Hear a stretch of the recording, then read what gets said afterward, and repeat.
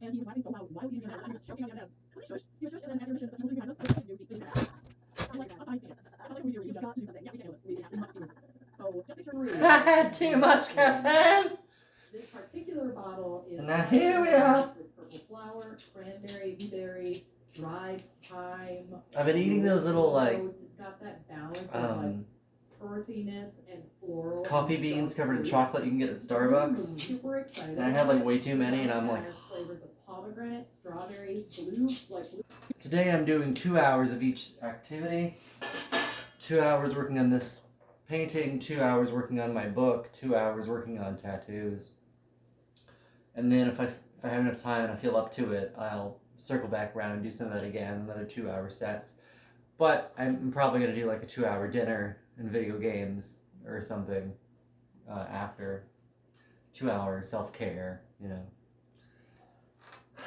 But I've got, I don't know if it's the old age that's setting in or what, but I've just been so tired lately. And it's been difficult for me to do as much as I used to. I feel like not even 2 years ago I could do all of it, you know. I could do 3 or 4 different projects in a day and bounce back between them, and I had all that energy and I was ready to go and I was in it. And now it just seems like I'm constantly drained of all energy, which is so sad because it's just, I don't want to lose that, you know.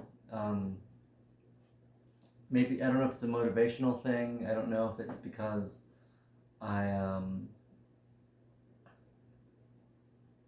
maybe I don't know where it's going anymore, so it's hard for me to get motivated. Like, I feel like everything for 10 years really led up to the gallery, you know. Like, I started off doing little paintings here and there, and then in clay, and then, you know, in music, and I kind of funneled it down to just really focusing on painting, and then that became art shows, and that became my own art shows, and then I brought circus back into it, and like I kept building that up until it became the gallery. And when that kind of failed, I don't think I knew what to do with my life. You know, I had to really start thinking about who I am without art. And I'm not gonna lie, I'm pretty lonely. So like it's just me and my cat and art. So art's kind of all I got, and I don't see a reason to let that go. But I also don't know where it's headed anymore. You know, like I thought it was just building and building and building, and now I'm kind of back at square one, and I kind of want to move out of my city, which I didn't think I would want to do, and like you know, it's kind of reminding me of when I was a teenager and I wanted to leave, and it's hard for me to find a direction, and I'm like, am I going into medical? Am I going into tattoos? Am I going to try to straddle the line for both? Because you know, if I'm not doing my art career the way I want to, at least I know I want to see the world. Like, you know, I could just, if I'm done with what I'm passionate about, then I have to at least knock off some of my bucket list, like trying to go to Europe and like, you know, maybe go on a cruise, like all these things that I want to try before I kick it. Writing a book, telling my story, you know, not my story, but like in other words, yeah, you know. My book has a lot of me in it. The main character is a lot of me, but it's also way over exaggerated and way worse. But there's a lot of truth in who that person is, and some of the other characters too. So that I'm working on that. But between that book and trying to keep up with paintings and then learning tattoos and then starting this new job as a CNA, I'm just exhausted. And I've never been exhausted like that. I've always been exhausted, but I felt good. I can get up the next day and do it all over again, you know. I'm just not there anymore. And I think it's just depression and age. So it's kind of a shitty situation. I don't know if it'll ever let up. I don't know if it'll get better. All I know is that it's here for now. And I hope one day I wake up and it's not like that. I hope that I get my energy back, getting my motivation back, and I find a direction. Because I'm a very powerful person when I'm motivated appropriately. When I have that goal in mind, when it's worth it for me, and I know where that is, I'm very powerful, and I will seek it, and I will hunt that down and get it.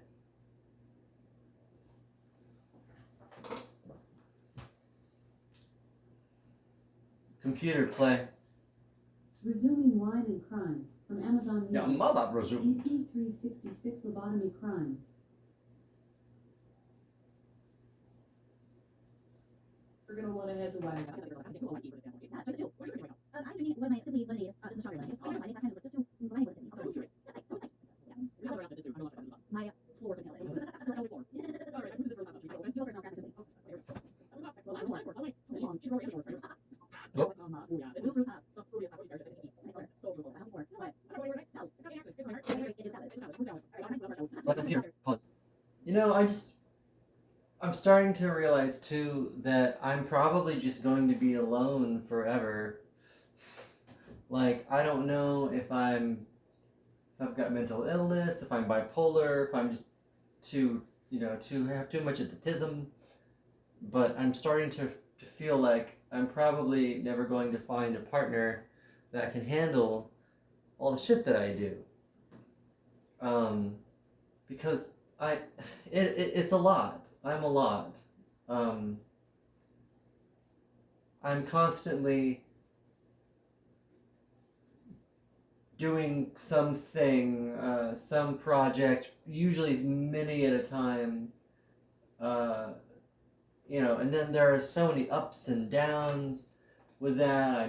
It's almost like I'm manic, and I'm like, oh my god, I have to do all these different projects, and I get passionate and excited about it, and then I'm down, and it's just hard for anybody to handle, and I feel like I don't have enough time to give them the care that they often need because I'm always busy with those things. And then I have money issues because I manage my money very poorly. I just have a hard time with it, and then I'm always in these little crises. So because of all that, I don't feel like I'm ever going to have a forever partner, which makes me very sad. And on top of all that, I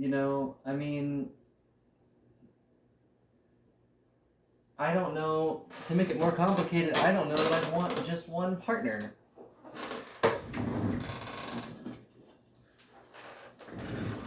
I like men and I like women, and I like thems and I like theys, and I like so much. It's hard for me to pick just one. So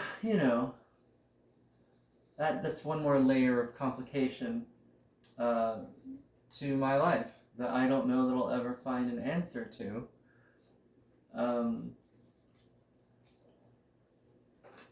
So I'm having to learn to adapt to being lonely, like any normal crazy person. I've taken to dating apps and hookup apps, and honestly, those don't really work for me.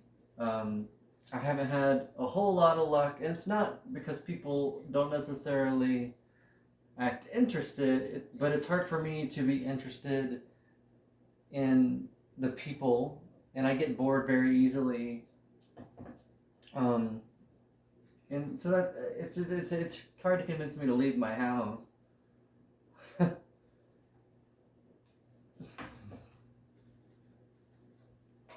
So I'm having to learn to be alone. And if I'm going to, my kid is an adult now, and I'm never going to be able to have any more, clearly, unless there are some miracles of science. So, you really have to start thinking about what life is about, you know. And on one hand, I think it would be really cool, you know, to just say, fuck it, I don't have kids, I don't have a husband or a wife, so I can just do whatever I want, you know. But it's hard for me to save up the money um, to go on a cruise. So I might not ever get to do that.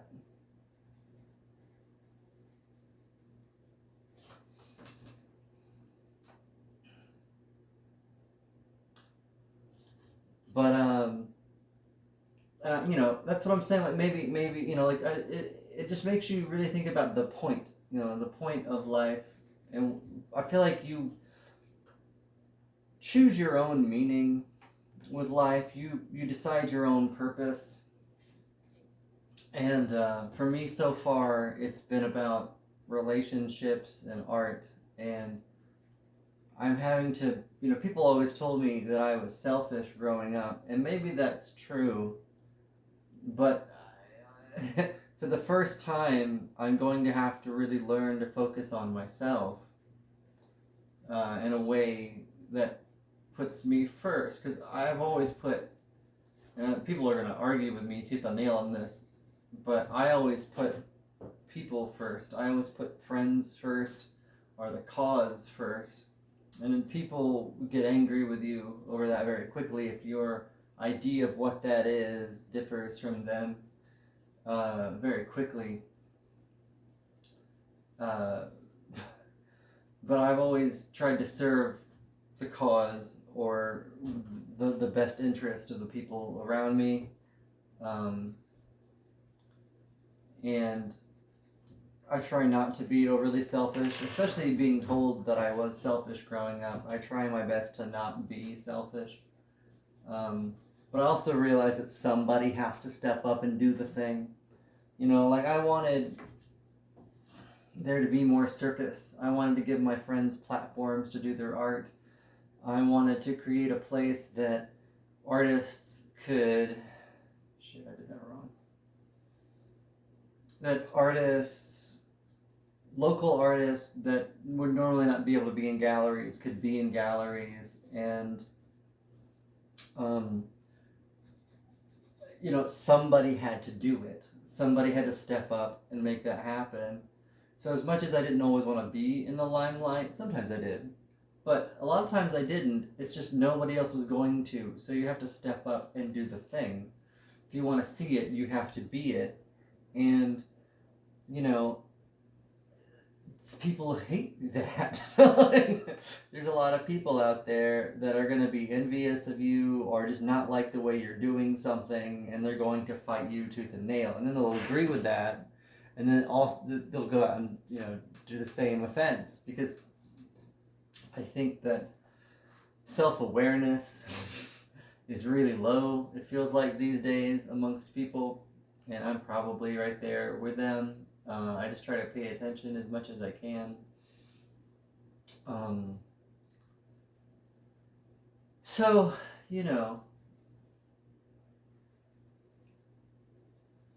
what is life about when you have to assign your own meaning, and what you wanted to do didn't work?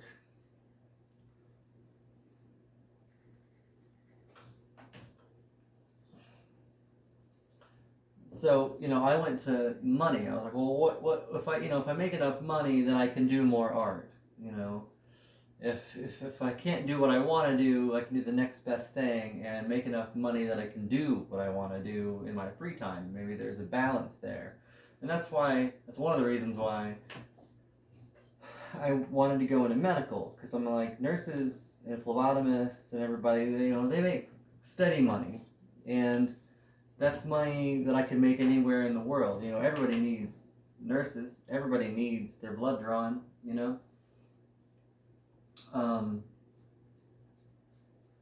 So I thought that was a smooth move. And you know what? It's not been bad. It's just right now I'm very much new and I'm not making a whole lot of money.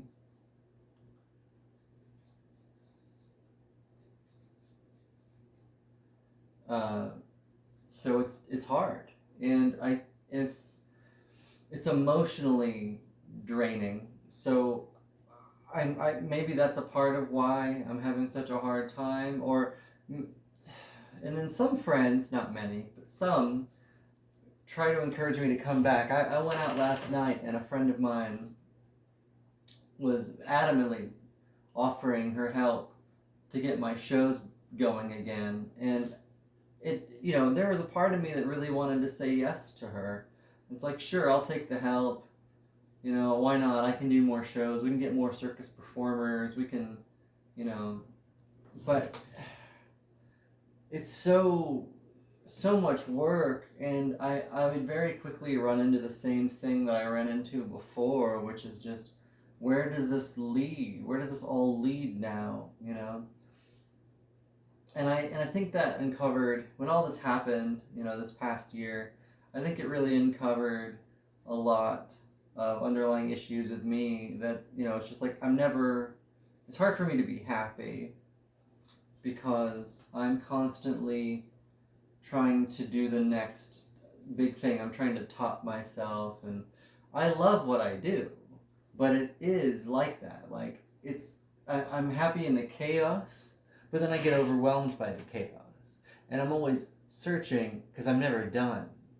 And then it's like I start wanting to have an end, to take a beat, and just I seek that finality, and that's a big part of what happened. Is I needed an ending, and then 6 months down the line, I don't want it to be the end anymore. But then I feel like I should stand by what I did,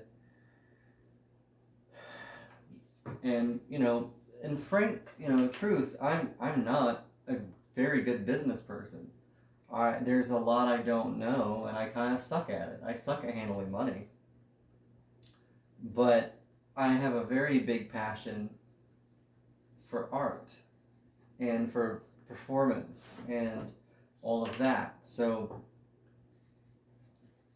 if I ever did go back into business, I would want to have part ownership and have somebody else on books and somebody else to help manage the talent. And yeah, it's possible. But at the same time, now I want to move. And I'm trying to write this book. And even if I did come back, I think it would be wise to give it time. I'm writing a book right now. I think that needs to come first for a little bit. And just let me have that break, gain some perspective. Try out this new job or two. Maybe I'll end up really, really liking medical, and maybe that is, where I need to end up. I struggle with feeling like it's all just giving up. And I feel like that's what my husband said before he left, is that I gave up on everything with my business, and I kind of did. I gave up. I was ready for it to have an end, to have a rest. So he wasn't wrong on that.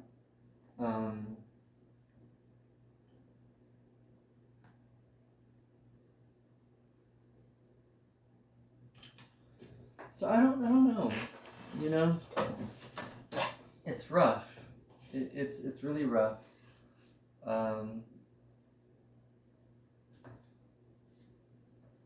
Because to a degree, it kind of fed some narcissistic tendencies, like, and it's kind of like, and I'm not famous. I'm not saying that I have ever been, but it feeds like that. It's you wanting to grow it and chase this big thing, and then you get an ego sometimes about you, and those are things that I had to try to deal with, because I would kind of get all up in my own shit and be like, I'm awesome, which is something you should believe. You should believe you're awesome. But it caused problems for me, and all you ever want is for it to get bigger, and you don't want it to end, you know? And the truth of the matter is, it's always going to end. Like, there's no way that it'll ever last forever. You know, look at the greats. You know, you got like Johnny Cash and Cobain and Joplin. Like they're famous. People know who they are, but these young kids don't even know who they are. Like, I mean, Nirvana's big again right now because it's the '90s and it's been 30 years. So every time something gets 30 years old, like something comes back for like a while. You know, we'll start seeing shows on TV about things that happened in the '90s, just like Stranger Things was about the '80s, because that the '80s craze happened for 10 years when the '80s was 30 years ago. Now it's the '90s, and then I guess 10 years from now we'll get a bunch of shows about My Chemical Romance and all that shit coming back around, and I think it comes back because the kids are like, wow, this mystical time, because they weren't there for it. And the adults, that's their last hurrah. Like that's their last, like, yeah, we were young once. Like these things were fucking cool, and it's like kind of validation for them, sort of nostalgic for them, and then that's it. They go quietly into their old age, and I'm just not ready for that. Yeah.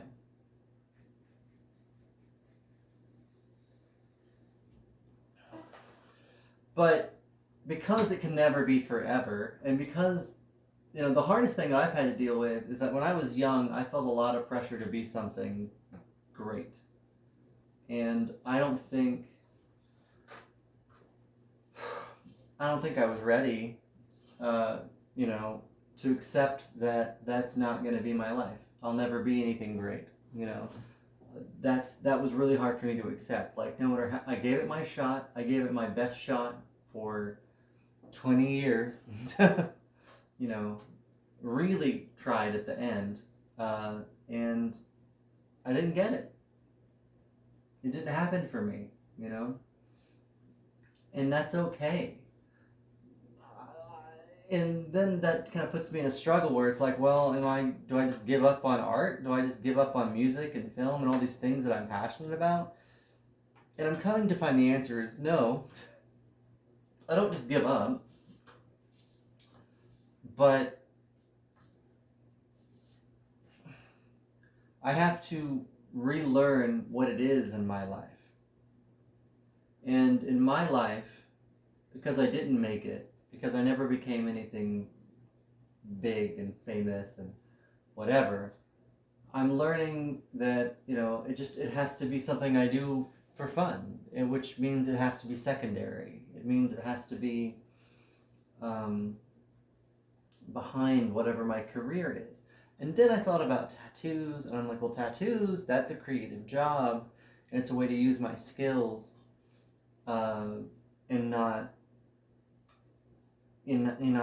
let that go to waste. And I'm like, well, maybe that's what fulfillment is for me. Maybe that's my balance point. So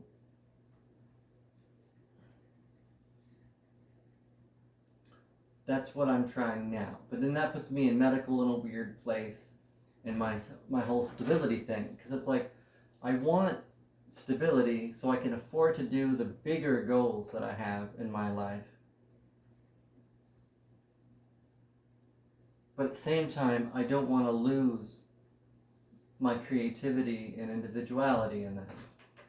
But also, with the whole coming to understand that it's fame and prestige was never for me, also comes the realization that even the people that got it, it didn't make them happy, and it doesn't last forever. And even those people have to come to that conversation, to that point where they figure out what to do next, or they're lucky enough to retire, but then they have to figure out who they are underneath all of that. And it really starts to make you resent the game as a whole.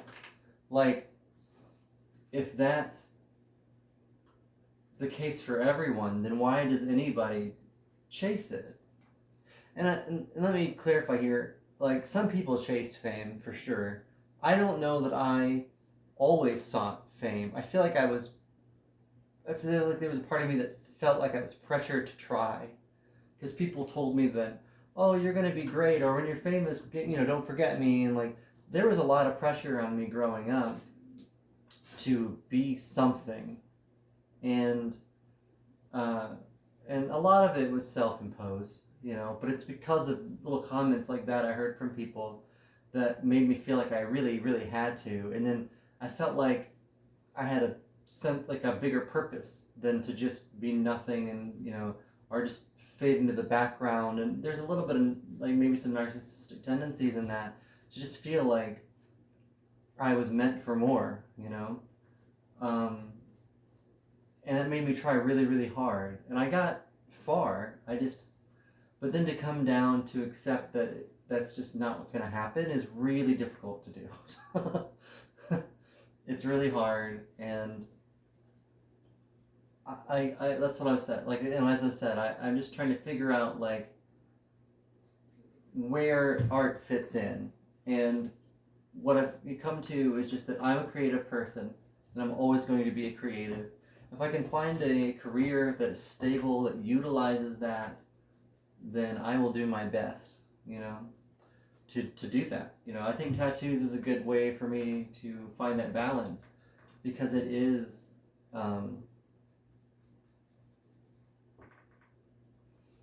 creative, but what worries me is tattoos are famously unstable. So that's what worries me there. Because I want to be stable enough I want to move to Detroit or Seattle. I want to have that crazy, like, life as, a tattoo artist, that gets to be in the hipstery community or whatever. And I just want to do that. I want to, and I want to save money enough to be able to go to Europe, and to do all these things that I want to do. But at the same time, I'm finding myself hermiting myself more and more and more. I'm working on art projects, and 3 of them, back to back, all day, and when I go to work, I come home and I do them again, or I go out and, to do Uber Eats, because I'm not making enough money to really live anywhere.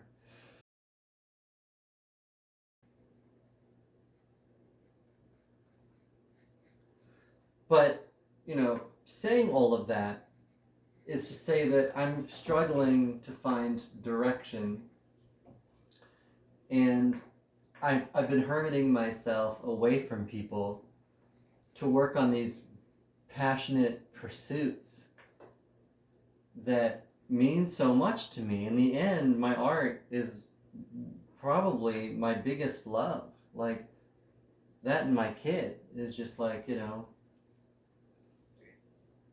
everybody else and everything else has gone away in the end, and it's like, is that what Johnny Cash felt? Like, like we're talking about famous people kind of figuring out who they are and what they are after their fame dies down, and what they have to do to pick up the ashes, in that song. And I know it's a 9 Inch Nails song, but when he covered it, I feel like it meant something to him. You can have it all, my empire of dirt.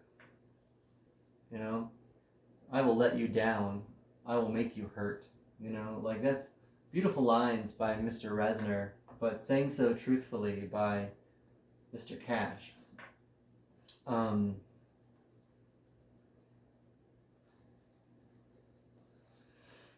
Because even in my own experience, you can tell, I can tell that, there's a lot of times that I'll be so fixated on an art project, like so fascinated by it, and you hyperfixate on it, and when you're done, you just feel like, what did I do? What is all that? Like, it isn't mean much. I think the expression means something. Getting it out of your system means something. It's therapy. Um, you know, but what is it after that? It's just this dead thing on canvas. You know, it's and but you know, I feel like it can speak to people and evoke their emotion, but that doesn't mean that it does anything more for the artist. You know, other than feed their ego. That it's uh, you know, something they've accomplished. You know, they put it on a on a mound of other accomplishments and try to gain some clout, but it doesn't mean anything. And I think that's maybe how Cash felt, you know, or how Resner felt. Like it's like here, you know, you spent your whole life doing all these things, all these, you know, building up all these accomplishments, and it's just a big pile of dirt, you know. The energy, the feeling in the moment, and you know the creative part has all been expended, and it's just this pile of dirt what's left, you know. And then you realize that you've traded your whole life to expend that, you know, and you've missed out on a lot. I often feel like I'm missing out on a lot, you know. Um, like I don't go to concerts that I enjoy. Like I really regret not having gone to see Marilyn Manson when he was young, or Korn, or Jack White. You know, when he was in the White Stripes, or the Raconteurs. And him and they might still be touring. And I'd love to see like Dave Matthews. Just, but I never make the time to really check on when these people are coming anywhere near me, and they often don't. But when they do, I miss it. You know, I either don't have the money because I'm a broke artist, or I don't keep up with it, so I don't know when they're coming through, and I don't put my money into enjoying my life. I put my money into creating things with my life force.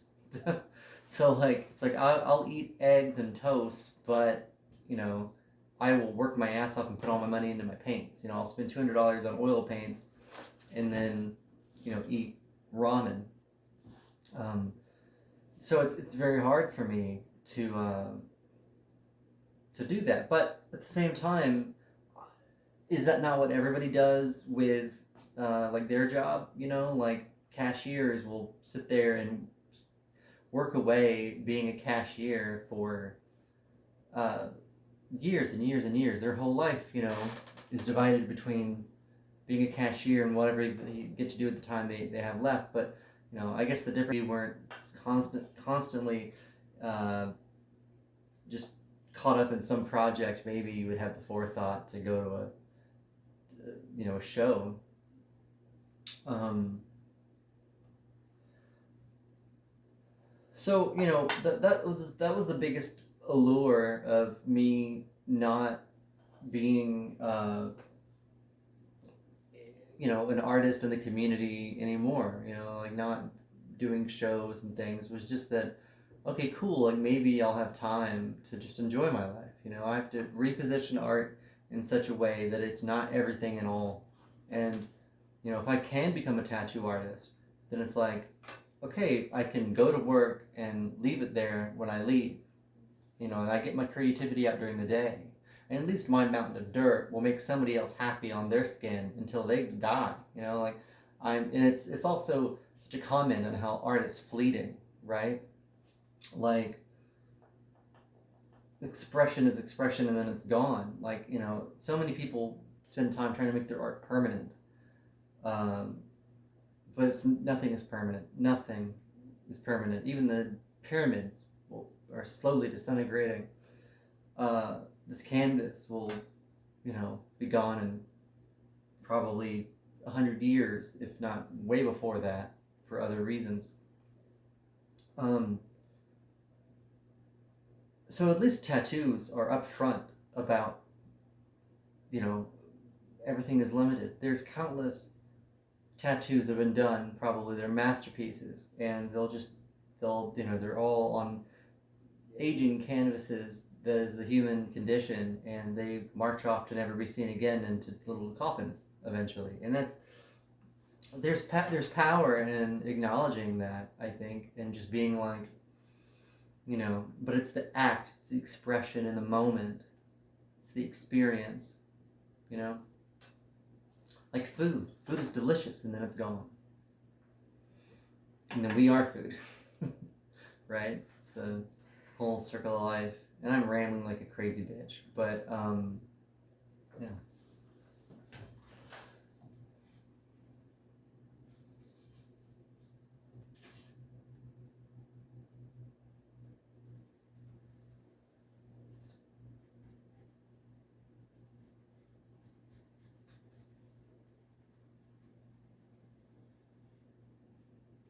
I just really want to make time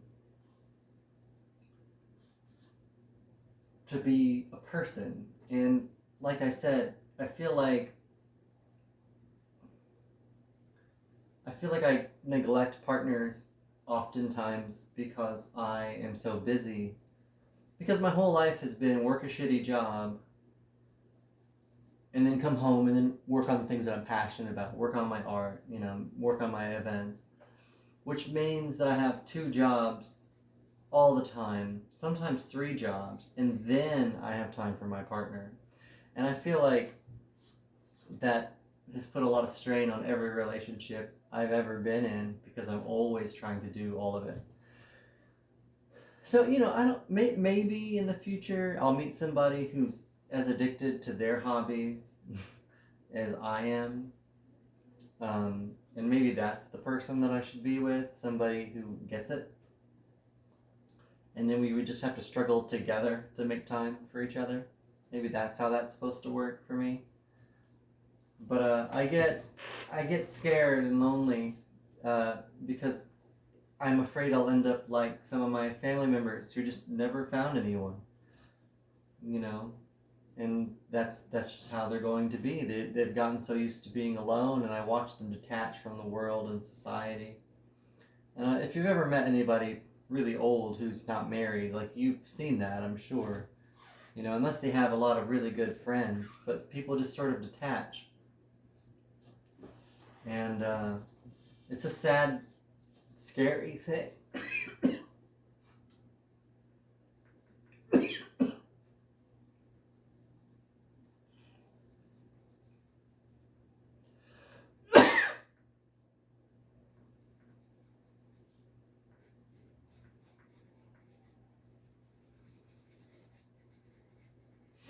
And I don't want to be like that. I want to have somebody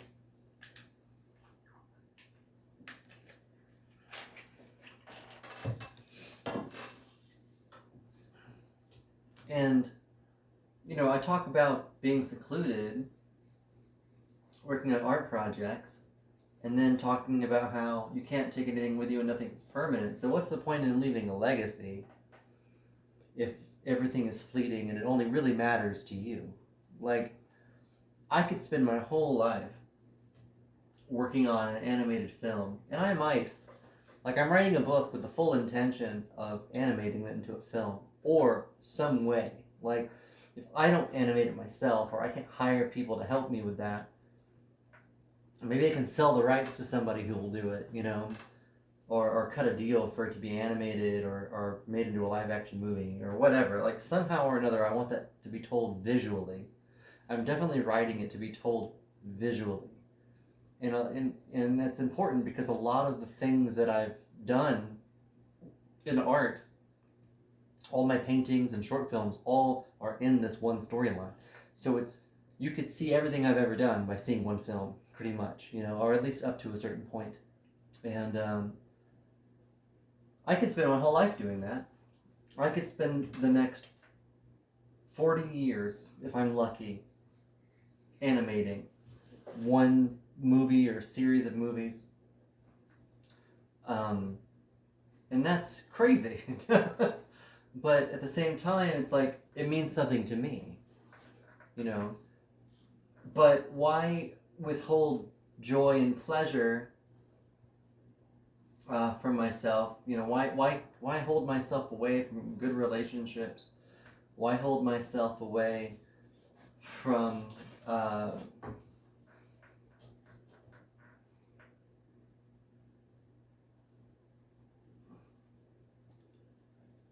from shows that I want to see to for something that's going to take me 20 years and only matter to me. And then as soon as I'm gone, it matters to no one. You know, you'd be lucky if you got famous and then a few, 1,000 people really took that message to heart and really loved the visuals. But then they age and then they die, and then within 100 years you're forgotten completely, right? Like, and if you're like beyond lucky, and it happens to be one of the most important films ever made or some shit like that, you might get a few more years tacked on to that lifespan of remembrance, but then it's gone. Like, I'm sure that, forgive me for butchering his name, but George Méliès, the guy that did the Trip to the Moon, I love that movie. I love everything about the way it feels, the sort of romanticized version of dreams and stage plays, and just these cute little ideas about going to the moon in a rocket. Like, I love everything about that, and everything about that the way it sees that time period, and romanticizes that time period in cinema, and just what that did for the world going forward. I love everything about it. And I'm sure that there were so many people that loved that when it first came out. But how many people remember that now? So I mean, maybe I'm being very, very, very cynical. Maybe the fact that I know what it is, and maybe, and I'm sure there are plenty of people that know what it is, but like, maybe the fact that it is remembered at all, and the fact that it has changed so much, maybe that makes it mean something. But even then, it means something to people that love film. There's so many not, like there are so many like conservative people that just don't give a fuck about cinema. You don't give a fuck about art, and it's like, how much of the world really cares? Like, how even if it's like having a cell phone, but how many people really give a fuck about the people that made that cell phone? Or even know how it works?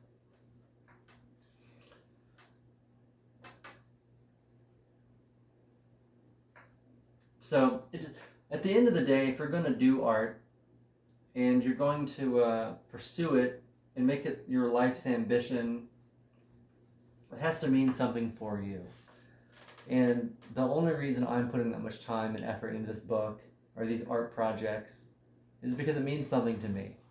And at least when I die, I'll know that I've done everything that I could to get my, to express what I'm feeling, to say something that matters and means something. And, I will have had a life of work that matters to me. And if I'm lucky, it'll matter to somebody else. But that can't be the reason. It can't be.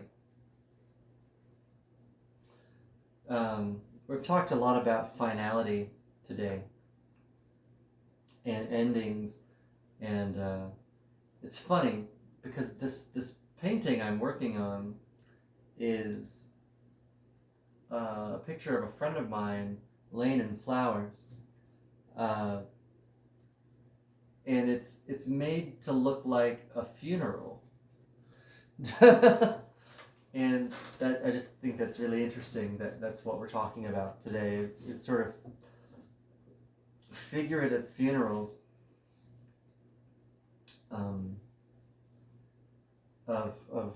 figurative and literal funerals.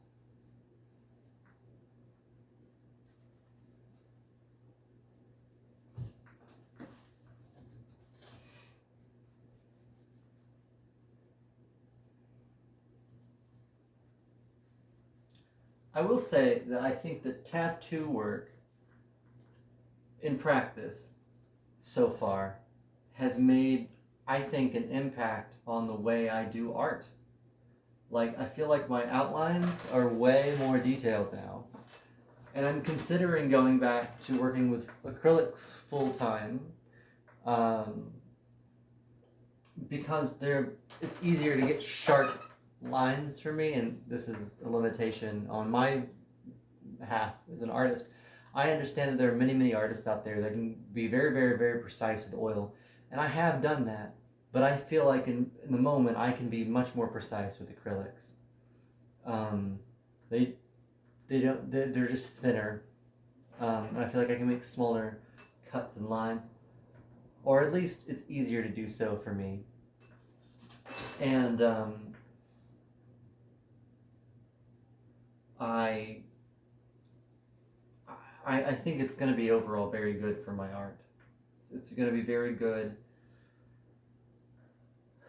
to just have these really detailed outlines.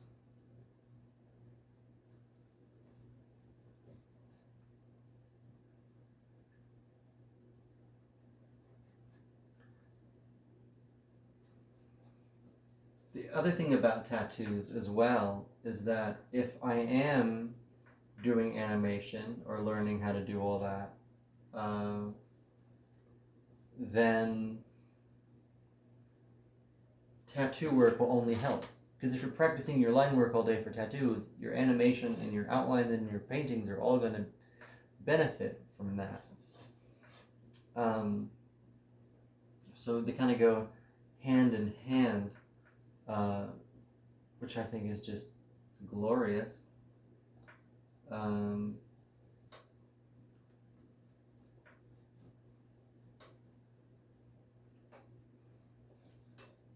I do want to return my work to galleries eventually. I think that right now it's important that I take a break and regroup and refocus. And, in the future, whenever that may be, when I've figured out what I'm doing with tattoos and medical, one way or the other, it has to resolve itself. I'm going to finish my tattoo apprenticeship and either become a tattoo artist or not. And I'm going to finish phlebotomy or never do phlebotomy and just stay a CNA, and then balance those two things out. And eventually it'll resolve itself. And somewhere with that, my art will find its place. And by then, my style will have changed so much, probably. And I'll start figuring out if I'm going to try animating this film or something. So around that time, hopefully, I'll have had, made some money, and I'll be able to afford, because a lot of galleries now, or I guess they always have, charge you to be in them. So, I've had a few offers, and they want $200 a month, and that's not always the case, but everybody around me, that's what they're looking at right now. And it's still salary, which I have, but not always. And I feel like that's why you have to have, your fees, because, if they charge you upfront, you'll sell it, they're going to make money on it. And again, there's no much chasing clout, we're still stories. Well, yeah, but it doesn't matter, you're not making any money off it. Or if people are, people think people love your work, and people want to, want you to make a decision just to come see what really makes me, but I'm not there, and I know what it is. So, it's gotta be about exposure and money then, so, yeah.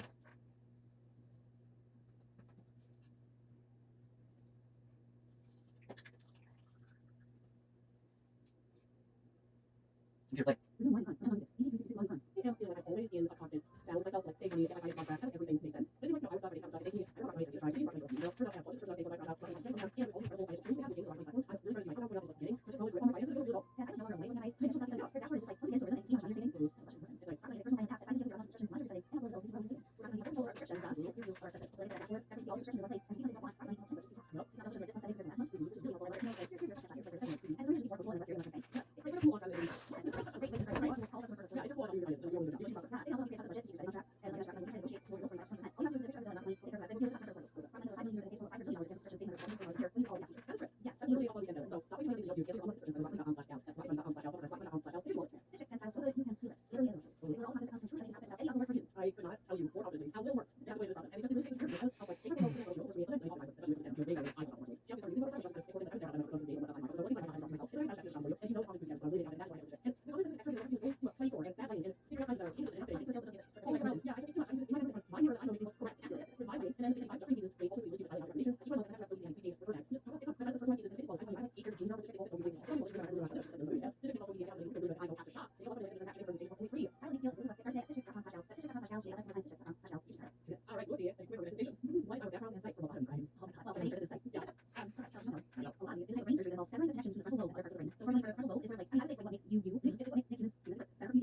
perception, feelings, Is it like decision making in there too? any of like the higher level functioning parts of how our body works is located in the frontal lobe. Great, definitely start with that. Yeah, so your brain is like, your brain is functioning on your own. Yeah, like automatic shit. Yeah, your frontal lobe is the important sort of human individualistic part of the brain. So what could go wrong? The procedure is also known as a frontal autonomy, a glucotomy, or a prefrontal glucotomy. However, patience. This procedure was formerly used as a way to help patients with such disorders as schizophrenia, manic depression, mania, aka bipolar disorder, and mental illnesses. Also, not like things like homosexuality and Yeah, but that's just so much shit. Hysteria, ADHD. Yeah, I mean, yeah, especially when talking about the diagnoses of the day, which was like in the 20th century, 1950s. It was definitely misused, and nobody can argue that there's no good use for procedures. Yeah. So, kind of the procedure has been discredited today is totally obsolete. Is it like all out banned, or is it so unnecessary that no one really talks about it? Well, it depends on where we're talking about. In some countries it was banned, and other countries it just became obsolete because of different medications. Like medications treat schizophrenia, depression, all that stuff. Also, there was proof that music more harm than good, so Yeah, absolutely okay. Yeah, with it. Well, it's a fun episode. I guess I know it's a little bit shorter because I usually go absolutely 25 pages of it. I think what I looked like we were going to and I was like, okay, I need to work 100% right. Yeah, that's so much music. I do. So it is a surgical manipulation of the brain critical call on the patients. And also, let's keep in mind, this is about, it might have equal parts controlling psychiatric patients as it was healing people in a holistic sense. I would argue that it was not equal. That it was definitely, it was the most, yeah, it feels like it was more how we're not equipped to deal with a lot of these issues that we don't know much about. We can hope something about, well, something but we're not always going to be like docile and adaptive to our life. That's the kind of stuff. Yeah, and there's a whole history, like, in history of medicine, not just human people who have different challenges, like across the spectrum of human abilities and disabilities. Like, there's just, we have to get to it. We're not That's all I'm saying. It's Okay, so evidence that this manipulation could quote calm patients first emerged in the late 1880s when Smith's physician Dr. Ember performed the first systematic attempt at modern human psychosurgery, which is a scary term. Awesome. That's terrifying. Such an important. yeah, not for it. In this procedure, he removed parts of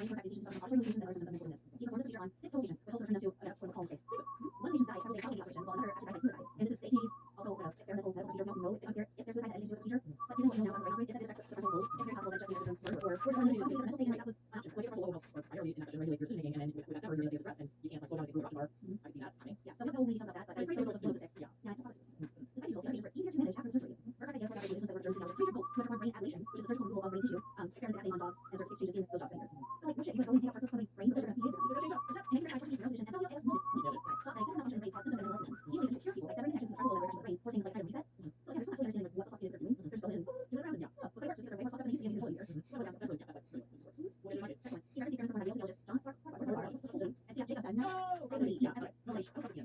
patient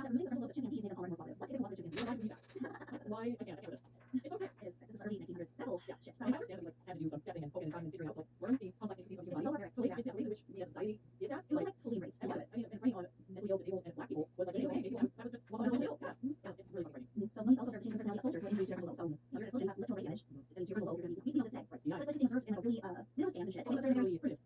yeah. Yeah, I thought the patients were easier to manage after surgery. Workers identified that regulations that were germ physiological groups who performed brain ablation, which is a surgical removal of brain tissue, experiments happening on dogs and observed exchanges in those dogs' fingers. So like, no shit, you would go and take out parts of somebody's brains, those are going to behave differently. They're gonna change up. And if you're a physician, and they'll ask moments. So that exists in the function of the brain cause symptoms and mental functions. He believes you cure people by severing connections in the frontal lobe and the brain, forcing like kind of reset. So again, there's not fully understanding like what the fuck it is they're doing. They're just going in, do it around, and yeah. Well, so it works just because they're way more fucked up than they used to be and control easier. So it works out. That's really, yeah, that's like really what is it? Excellent. He read these experiments from radiologist John Fulton, and C.F. Jacobs said, no, Yeah, that's right. no, like, That's the end. who found that removing the frontal lobes of chimpanzees made them calmer and more cooperative. What is it called chimpanzees? Why do we do that? Why? I can't with this. It's so sick. This is early 1900s medical shit. So I understand that like had to do some guessing and poking and trying and figuring out like learn the complex intricacies of the human body. So barbaric. The ways in which we as a society did that. It was like fully embraced. I love it. I mean, and preying on mentally ill, disabled, and black people was like, hey, maybe that was just one of those deals. Yeah, it's really frustrating. So monks also started changing the personality of soldiers who had injuries to their frontal lobe. So you're an explosion, got literal brain damage to your frontal lobe. You're going to be weeping on this day. Right, yeah. Like this is observed in like really minimum scans and shit. Oh, that's really primitive. Thank you, Tyler. Primitive, right? So when who was affected by gout and couldn't use his hands, which is always a sign of a neurosurgeon, and looked at the health of the chief surgeon, Pedro, and they got the test surgery. So rather than, I don't know, eat an orange. That's why guys like, I know, I'll ice cream, right? So that's easy. Oh, I think it's weird. Oh, this is weird. Oh, God. The procedure consists of drilling 2 holes in the patient's head. So like, click here, I know you can see, but on the tops of the head on either side. Around your line. Here, line, look at further. Okay. So you drill 2 holes in the patient's head and inject pure alcohol into the prefrontal cortex, which is just giving Jeffrey Dahmer. I was just asking if always these early primitive sections. I don't have total like lobotomized boys. We'll look at the injector. I'm 99% sure it was alcohol. Maybe I just wasted acid too much. No, it was muriatic acid. Oh, still? But still, Too close for comfort. I mean, it's not great. So he did this to disrupt neuronal traps that will lead to rise to and reverse the pattern of thought observed in mentally ill patients. We were a roll trap. Oh, no. Hands off my neuronal trap. Literally, please, please off my roll trap. Again, they're all just like theories. Yeah. And they're really injector shapes work harder than This this. is not a good about this. Really inviting you. The first operation was considered a success because the patient appeared to have a reduction in their symptoms of severe paranoid anxiety. That's because they didn't have thoughts Right, anymore. we have like thoughts start to like ease up when they go on this. Ease up. When it nice. God damn it. I read results. Thoughts is a success. They're able to quit existing on the same level. I can't. In 1936, Walter Jackson Freeman II, Dr. Freeman, an American neurologist, modified Moody's technique, describing his version of the operation as a blood. On September 14,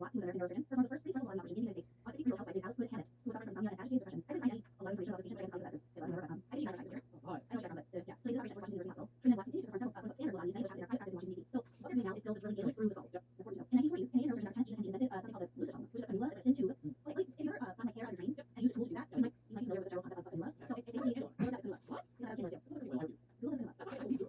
Say hello. Okay, hello. Exactly. So it's a thin tube, and there's like there's a wire that goes into the tube, and then it comes back out. So the wire is made into a loop at the end. So basically, you're putting this loop of wire into the hole that you make with the drill, and then we push between this. I see it as deeply discernment. I'm laughing against it. You're going in and out of this thin tube with this flexible but somewhat rigid wire, a loop of wire that then like grabs whatever is in the same end of the tube, and then pulls it out. That's brain material. So it's used to cut the white matter in the brain during the body. So this wire is inserted a few times. Each time it's rotating to cut out a circular piece of the core of this white matter and then pulling it out. So it's going in, you're rotating 180 degrees to get a circular core, and then retracting the wire and pulling out your cores of brain tissue. Oh, oh God. So again, we're still going into the top side of this point. Yep, okay. I have pictures of the diagram of this lucitome. Oh, this is what interesting. I will not describe. Well, I think it should go on a lot of things, but I don't know. So while this tool improved Lindsay's method, Freeman, Dr. Freeman began to respond to the effectiveness of the standard body regular holds. He began to refine the procedure known as a transorbital body, which was less expensive, much faster, and as he said, it was more effective. So orbital meaning Isaac. Yep. This procedure first tested in 1937 by Italian psychosurgeon Alvaro Fiumetti, performed the operation by forcing a cannula through the bony orbit around the eye socket and injecting alcohol into the frontal lobe. Oh, living patients? Yeah. Underbar. So Dr. Freeman, instead of using a tube and alcohol, he decided to use a literal ice pick to penetrate through the bone into the eye socket. So it's the path of least resistance to the brain. That's why they were using it, the eye socket. So I guess that's class. Freeman. I do. Dr. Freeman first practiced on cadavers, and I probably should like see how easy it was actually back there. Oh, but then he started using a more medical sounding version of ice pick, which was called orbital glass, when he performed surgery on living patients. It was actually like for the initial fermentation, and the orbital glass looked exactly like buffalo ice pick. That's just It's not. I have it right here. This is my prop. So it was ice pick belonging. So I have the hammer and orbital glass, and I got the antibodies festival, and they're really hefty. So the orbital glass is a really long nail. It has a sharp end, but it's like a foot long, and it has like it looks like kind of a hammer on the top. And we just tap this for you so you can like just speak with your head. Oh, okay. No. I hear that. I responded to that. Raise it or something. Right here. Hold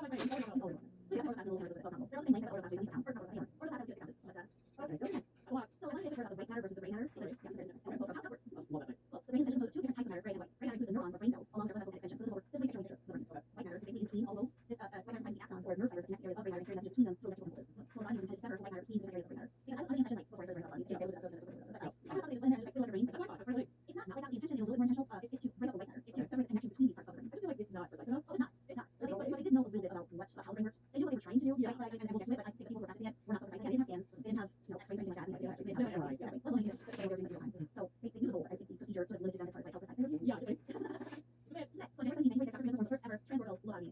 Okay. In his Washington, D.C. office, severely oppressed by the Sally Helen Einstein. This procedure was conducted by regulation unconscious through electroshock. Yep. Shock and sleep. No, okay. Dr. Freeman then insert the ice pick above the eyeball, bang it through the eye socket. Stop saying that. I don't know. I need it to go away. No. Bang it through the eye socket, brain, and they cut into the frontal lobe. And once he was done one eye, he would repeat the same step in the other eye. Everything took 10 minutes or less. It was so fast. So like kill or at least ruin somebody's life. And it's Yeah, I mean, yeah. I don't know how to defend. no, the you're not. lobotomies, You're not. but measuring the success at the time, I'm sure one of them were deemed successful. Well, sure. If basically being like childlike or checked out is the goal, then yeah. Yeah, I don't think most of them ended with like, It one was of those like 15% ended in death. And I don't remember the percentage. That's essentially like zombie like brain dead. There were a lot. Yeah, it's not good. It's not very. Yeah, why? Okay, so because the procedure was so simple and so quick, and because it didn't require actual drainage of the skull, this could be done by people who were not fucking surgeons. Yeah. So Which also didn't help with the results. It's not about precision not being also recording. right. Like, Yeah. So he also had to show off to the gallery. Oh, yeah, He toured, packed. He toured, yeah, we're touring. Yeah. By doing two handle bodies, you need one thing each eye at the same time. yeah. So, Yeah. I don't know, but yeah. Okay, so also Dr. Freeman shared his hands holding bicycle body with his partner, Dr. Watts. So when Dr. Watts found out about his doing these bodies through the eye socket in under 10 minutes, like where the fuck he Yeah. he was fucking disgusted and argued that type of procedure should not be performed just casually by anyone in their private offices under leather chairs with their desks like Yeah, so they're doing it, and suddenly it's like, no, like 10 minutes, and then all is video. yeah, some or different rangers. That's what I'm doing. So Dr. Watts like that's what Dr. Freeman did. And they're in tour of the country doing surgery in various sites, including hotel rooms. He probably went on street corners. It was just like, look how simple this is, guys. Oh, It's not very nice. And anyone had was peak year for lobotomies in the United States. 5,074 procedures were undertaken. And in 1951, over 18,600 individuals had been lobotomized in the United States. And estimated 40% of Dr. Freeman's patients were gay men who were lobotomized to change their sexual orientation. Wow. A large portion of patients were women. And in Dr. Freeman's peak lobotomy days, he once set his own personal record of lobotomizing 25 women in a single day. Yeah, I'm gonna do that on people. Step right up. Step right up. Giving Dr. Love for free evidence. Yes, totally. Totally lobotomized. Oh, that's it. Yeah, it's not really nice. I'm going to the other side. It's cool. It's cool. It's metal ratio. Yeah. The last one lobotomy in the U.S. was in February 1967. What? Yesterday. What, 1967? You're going to need so that lobotomy ended in the death of a woman, Helen Wilson, because of a brain hemorrhage following the procedure. So that's specific woman. That was her third lobotomy by Dr. Freeman. What? Why? She wasn't any better. Yeah, she had 3 lobotomies. The third one caused her to bleed out the other brain. And that's when she decided to stop. And that's how lobotomies will stop being recorded, right? I really bet you decide to stop, but there's like public backlash on it. And I was like, yeah, I'm I not know, going to I'm trying to distinguish between lobotomies and recorded lobotomies because because he's traveling around teaching like psychiatrists. for sure, and you do it. So yeah, probably right. There were a lot of unavoidable uses of this procedure. It's so easy. Oh, so there's a lot of criticism of lobotomies in the 1948. That's really like Right. And he a murder leader offered a book called Cybernetics for the Control of Communication in the Animal Energy. Said, quote, pre-frontal lobotomy has recently had a certain vogue, probably not unconnected with the fact that it makes cellular care of medications easier. Not even marketing that killing them makes their cellular care easier. Yep. So there were people who were out on this shit. Lobotomies as a medical procedure typically endure very long. You know, it's like 25-ish year period where they were used. on the use. Yeah. So it was a long period of time and they have big impact. So there's global stats. In the United States, approximately 40,000 people were lobotomized. Oh my god. In England, 17,000 lobotomies were performed. Scandinavian hospitals lobotomized 2.5 times as many people per capita as hospitals in the US. Come on, Scandinavia. Take a shit together. Happiest country, Yeah. Scandinavia's country. According to their estimate, Sweden lobotomized 2,500 people in 1944 and 1966. Mainly women. This figure includes young children. Yeah. In Denmark, there were 4,500 known lobotomies. In Japan, the majority of lobotomies were performed on children with behavioral problems. The Soviet Union also made practice in 1950 on war grounds. Damn. If the Soviet Union banned it in 1950 on war grounds, We could do that. Alone on the earlier. in Germany, it was performed a few times before they just didn't do that anymore. By the late 1970s, practice of lobotomy had generally ceased from although continued as late as the 1980s in France. What the fuck, man? Why? Oh god. No, I don't know. So that's the background of lobotomies, and I want to talk about probably one of the most famous cases of lobotomies in the United States. Just because, I mean, we'll get to it, it was kept under wraps for a really long time, and it has massive implications on discourse around disabilities in the US. So this is the story of Rosemary Kennedy. Born September 13th, 1918, she was a A year earlier. She was one of 9 siblings, and she was the oldest daughter. I mean, I was a son. I have no thought. No, I was like, That's really good. That's really good. my mom was like, you're not. I Very much such a- I do too. It's so good. So Rosemary, who went, she had Rosie for family, so Rosie's life started out not great. Yeah. Rosie went into a family. During her birth, the doctor was immediately available because of an outbreak of standard influenza. But the next week, busy. So the nurse ordered the mother, whose name was Rose Kennedy, to keep her legs closed. Clearly, like, that's what they told her to do. Like, you say that show. She's already trying to hold. I can't imagine. No. Keep your legs shut. Four ladies had to stay in the birth canal for 2 hours. That's horrible. The fact that Rosie was even born alive. Yeah. It's kind of real. Yeah. She was something. Also, your lady's head is really young, in order to get through the birth canal, and with a soul, it's impressive that oxygen's not getting to the brain of the baby. So you want to get her through that most tight spot as quick as possible. Yeah, it's like push harder than that, but it's time. Yeah, like so like your brain's like, get out, get out, get out, get out. Oh god, that was so scary. Poor Rose. It's just like so opposite of what your body's doing. Exactly. Like, something really hard to do. All those. Oh, I can't. those are my children. So like third. Okay, so me too. The action resulted in like, that harmful oxygen. As Rosie engaged her health, her parents noticed she was not reaching the basic developmental steps that lady reaches at certain months or years. At 2 years old, she had hard time sitting up tall and learning to walk. At 2, Rose's behavior reflects some sort of intellectual disability. It was hard to know the scope of when action was, both because of diagnostic crises of the day of the late 1940s, but also the Kennedy family was just trying to lose a mother. Yep. They were seeing all of this under This is why you need to watch my It's not about Rosie, but like, no. I mean, yeah. You know, this family is a lot. They're a lot. Well, I speak tomorrow, so Yeah, these are the great Friday. I love watch it. Please. Yes. Good. Well, she reads. Good. So when Rosie was 11, she was sent to special grade school, and when she was 16, she was sent to like a convent where she had 3 special teachers just for her, sort of like work with her all day to kind of pass her, even though her reading, writing, spelling, and counting skills were reported to be at 4th grade level, even though she was 16 years old. Yeah. And for these efforts, Kennedy family rewarded the school with writing test work. Pass her girl, reading test work. Multiple news outlets, such as Wednesday, Parents, and Boston Globe interviewed the Kennedy family, and also quote unquote Rosemary, but this was not a real interview because her artist assistant had just written out her responses for the Boston Globe interview that she like to memorize with a copy, and was like, I enjoy my very much. I do so much of these. I just got my teaching degree, but like, shit, a lot. So these are reasons why she's arguing about teaching. When in reality, she was hardly reading. When she did read, it was Winnie the Pooh, and she was just trying to be more official on social hours when she was asked by the family members who were there to make her feel safe and comfortable to appear quote unquote normal. Yeah, she's not great. She really talks to him. Well, for instance, there was an incident that took place in July at Rose's time. In 1938, Rosie was presented as deputy consul to King George VI and Queen Elizabeth at Buckingham Palace during the father's service as the United States ambassador to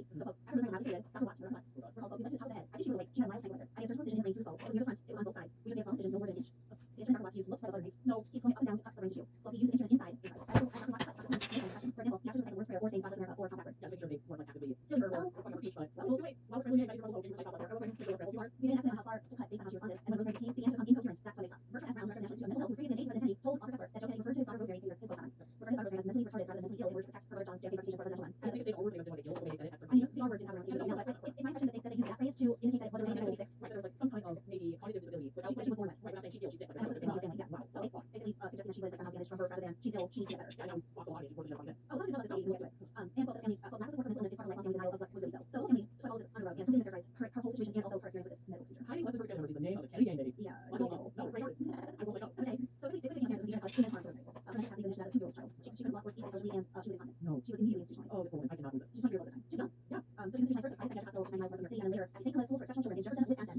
Her father had Hospital, her near grounds, which is now referred to as the Kennedy Cottage. Two Catholic nuns named Sister Margaret Ann and Sister Leona provided her care along with student and women who worked on ceramics with her free nights a week. Rosie had a car that could be used to take her for rides, and she also had a dog to take on walks. No, several covers. Her mother had been with her for 20 years. Oh my god. And her father never saw her again. What? Her siblings did not know who she was. They were only told she was quote reclusive. Okay, so there was, and she left. And you want to see them. When JFK was elected president in 1961, the Kennedys, the parents revealed that Rosie had indeed quote mentally retarded, but didn't say anything about the lobby. So Rosie is JFK's sister. Yeah, that's it. He's I think he's the second oldest, and she's I believe the third oldest, she's the oldest daughter. JFK is Rosie's older brother. So her father just had a stroke later in 1961 about the time to walk Rosie, which I say, Oh, isn't it Joseph? yeah. And Rosie found out Rosie's siblings where she was and what happened to her. Probably because her father wasn't there anymore. Her mother was like, yeah, she's just Oh my god, wasn't Joseph literally was when physically people saying that Rosie told the truth about what happened to her? all 8 of the siblings knew that. It makes me wonder, and I don't, just forgive and say fine that Rosie's parents have visited her, Rosie's from here, so it really makes me wonder if Joseph was very much controlling. Like, if so weird appearances, like, oh, Rosie, because then people see you do it, and don't know where she is in one position. I'm sure it was a myriad things. I'm sure it was shame. I'm sure it was partially that. I'm sure Rosie was like, what the fuck happened to my daughter? I mean, she was afraid to Rosie. She didn't know about that. She didn't know about it. Wow, oh, that's so fucked up. Okay, so Rosie Lobby didn't become public knowledge until 1987 when his endorsed parents were going to go to the So Papa died in 1969, and after that, the Kennedys began to involve Rosie in their family life once again. They flew her out to Florida, D.C., and her family called her child home, thank God. That is why she didn't able to walk, but she did walk with she was never able to speak clearly, and her arm was fucked up. It was called palsy, I guess. Oh, okay, so she didn't have to use one of ours. Her sister Eunice later had a special Olympics. So that's kind of a little story itself. Basically, just like, yes, I have this disease, but I want to like create an event focused on disabilities, older disabilities, not focus on any one individual. Like, don't focus on my sisters, because she's Kennedy. We're going to start this out. Yeah, exactly. Rosie got international classes on January 7th, 2005, at the age of 86. Such a long life. She did, and that's like, that was a tragic itself. Like, she was so young, she had so much of her life after that. Exactly, it's tragic because they took away her life as it could have been, and you don't know what could have been for Rosie if she had been fucking alive. So her name is Jean Eunice Patricia, and her attended by she passed away, and she's very excited parents, and it's not a Hollywood, that's not Hollywood, it's Hollywood Cemetery in Brookline, Massachusetts. And just want to say, Barbara Dixon and Ted Schwartz were authors. They wrote a book about the family's nature, ghosts, and her family. Make a difference, Ellen. So, I have two considerable concerns about Rosemary. Here, let you have to leave. And he would